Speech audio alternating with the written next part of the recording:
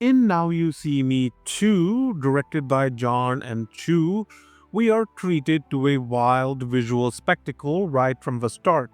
Picture this: cards tumbling down a skyscraper like they're dancing in the air, and it sets the tone for the whole film.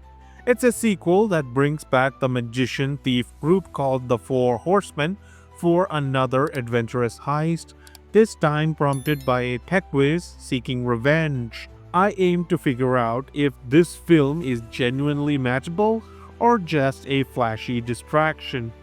The Four Horsemen: Atlas, played by Jesse Eisenberg; McKinley, Woody Harrelson; Wilder, Dave Franco; and their new member Lula, Lizzie Kaplan, are pulled back into action only to find themselves framed and taken to Macau. There they meet the cunning Walter Madry, Daniel Radcliffe, who forces them to steal a powerful data chip. Guided by the conflicted Dylan Rhodes, Mark Ruffalo, and chased by the FBI, they must execute some of their boldest tricks yet. The film hints at themes of trust and deception as well as a quest for justice. However, these deeper messages often get lost amid the flashy effects. Rhodes' journey to understand his father's death as a magician takes a backseat to the next big trick. As for the characters, they're all charismatic but somewhat shallow.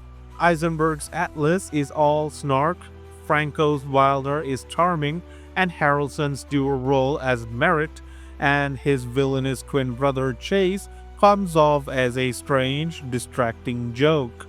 The standout is definitely Lizzie Kaplan as Lula, whose energy and comedic timing bring a fresh vibe to the team.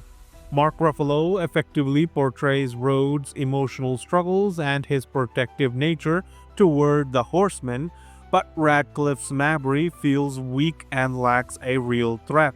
Morgan Freeman and Michael Caine add some seriousness, but their roles seem small and a bit obligatory. Visually, the film shines the brightest. Chu brings us exciting, polished scenes that are hard to forget. One particular thrilling moment features impressive card tricks in a Macau lab, although they heavily rely on CGI.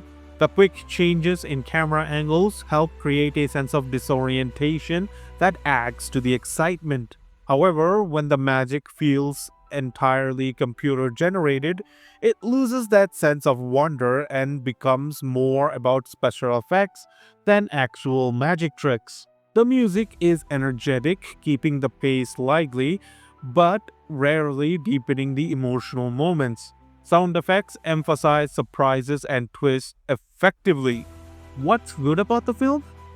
It's a fast-paced rush filled with spectacular visuals and Kaplan's standout performance. Some of the set pieces are audacious and entertaining.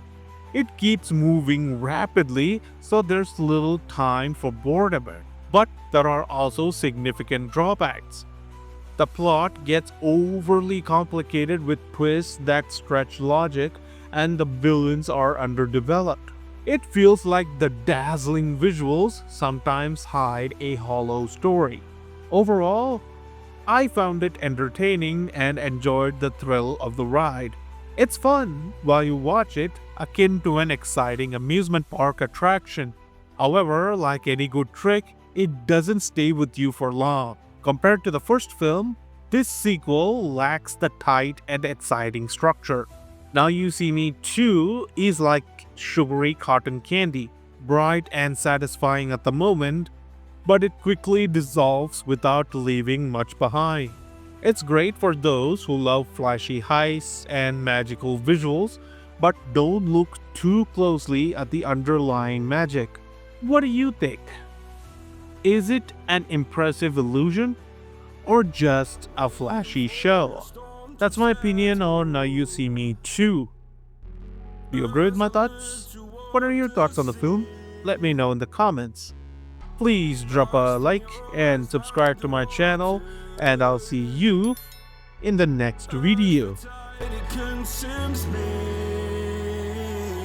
You would never see me if my walls came down. Let his uncle Walter, he would let me drown. Watching his eyes suffocate. Darling, pull the trigger, honey, steal my crown. Choke me till I black out, put your hands around.